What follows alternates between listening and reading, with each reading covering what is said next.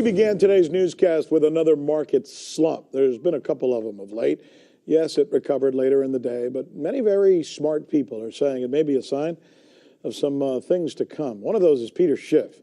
Peter is the CEO and the chief global strategist at Euro Pacific Capital. He's all over the Googles, as they say, and he's all over YouTube as well. I see him there myself all the time. Really smart, passionate commentary is what he offers. Something he often has a tendency to say things, by the way, that a lot of people don't. So, Peter, thanks so much for being with us. You know, I don't know if you caught the very beginning of the show, but I explained that there's a household debt issue of about $15 trillion out there. Is that the only debt that we need to be worried about? Yeah. No, everybody is loaded up with debt. And it's not like we began this monetary experiment without much debt. We had a lot of debt in 2008. In fact, the financial crisis was about debt. It was about our inability to pay the debt that we had. But instead of addressing the problem and allowing debt to be paid down, the Federal Reserve led us down the primrose path into much deeper debt by keeping interest rates at zero and holding them there for so long. The Federal Reserve actually encouraged an overly indebted nation to borrow even more money.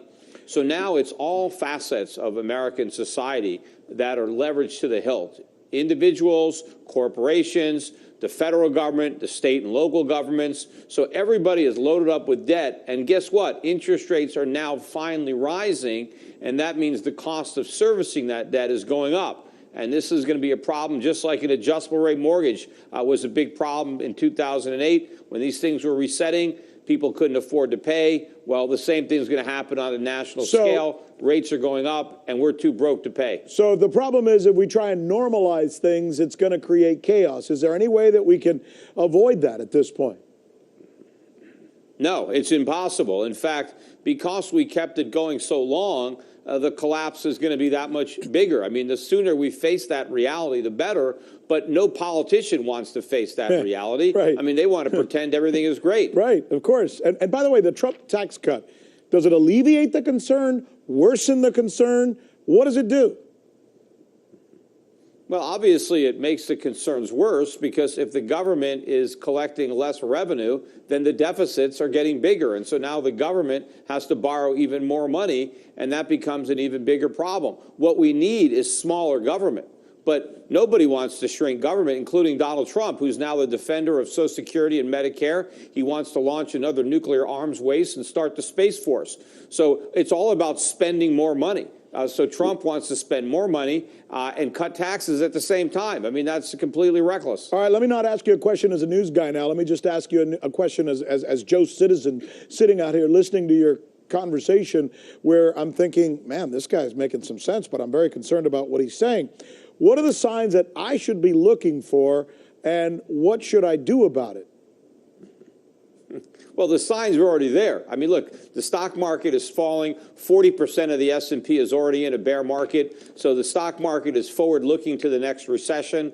You're looking at what's happening with the home builders, the housing stocks, the financials, the retailers. All these are the same things that were happening in 2007, leading to that crisis. So people need to be prepared. This is not only going to be an economic crisis, but a political crisis as well, because the Republicans are going to take the blame and socialism is going to be seen as the solution. And it's going to make the problems that much worse when it's implemented, 2021. So what you've got to do is get out of U.S. dollar assets. The dollar is going to be the biggest casualty along with the American standard of living. But you've got to invest in foreign assets. Look at some of the bargains in foreign stock markets, emerging markets that have been depressed by the strong dollar. They're going to see a boom when the dollar weakens. And look at the price of gold up another $8 today, but it's still about $1,230. Gold's going to new highs. It was at $1,900 in 2011. It's going to go much higher this time. Sounds so like, get invested, own some gold, gold stocks. It sounds like a new reality, Peter, and we thank you for the hard truth. We got to go, but thanks so much for sharing some of your wisdom with you. Look forward to talking to you again.